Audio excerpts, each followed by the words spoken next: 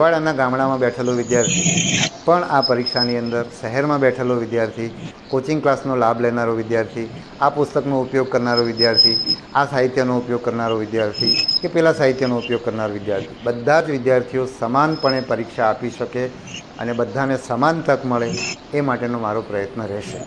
એટલે હું એક અભ્યાસક્રમ આપું અને એ અભ્યાસક્રમ કેટલાક લોકો, કોઈ કોચિંગ કે કોઈ પણ લોકો એને ભણાવે અને જે ભણાવે એટલા જ લોકોને એનો લાભ થાય.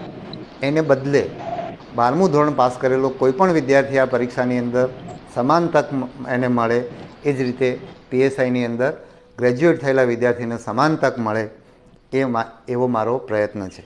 ઘણીવાર મને જૂની ભરતીમાંથી હમણાં જ મને કેટલાક લોકો મળ્યા તો રસ્તામાં મને મળી જાય તો હું એને હંમેશા પૂછતો હોઉં છું કે તમે ક્યાં રહીને પરીક્ષા આપી અને તમે ત્યાં રહીને પરીક્ષા આપી તો શું પુસ્તકો વાંચતા હતા, તમે શું સાહિત્યનો ઉપયોગ કર્યો હતો, તમે કોચિંગનો ઉપયોગ કર્યો હતો, નહોતો કર્યો. તો આ બધું હું એટલા માટે જાણવા માગું છું કે કોઈ પણ ભરતી બોર્ડ, મારું ભરતી બોર્ડ હોય, યુપીએસસી હોય, જીપીએસસી હોય, કોઈ પણ ભરતી બોર્ડ હોય, એનો હેતુ છે તમામને સરખી તક મળે. એટલે હું તમને બધાને સાંભળવાનો છું. તમે મને અહીંયા આવીને મળી પણ શકો છો.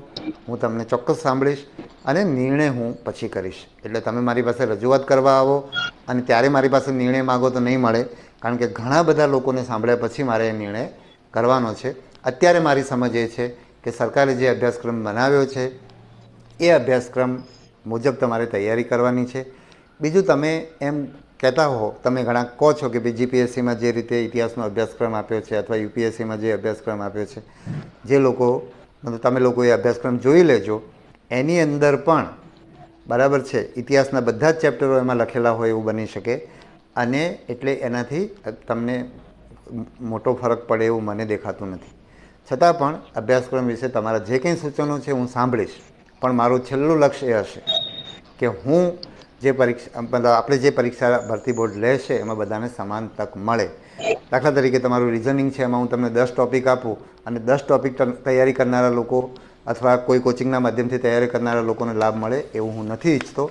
તમે જે સ્કૂલ કોલેજમાં ભણ્યા છો, તમારી અંદર જે આંતરિક તાકાત પડેલી છે, તમે જે આવડત આટલા વર્ષોના અભ્યાસના અંતે કેળવી છે અને પરીક્ષાની તૈયારી કરીને તમે જે કેળવવાના છો અને એ પ્રશ્ન તમારી એ તૈયારી સાથે જે તમારી સામે પ્રશ્ન આવે ને તમે એને હેન્ડલ કરી શકો, એ આવડત પરીક્ષાની અંદર ચકાસાય એવો અમારો પ્રયત્ન રહેશે.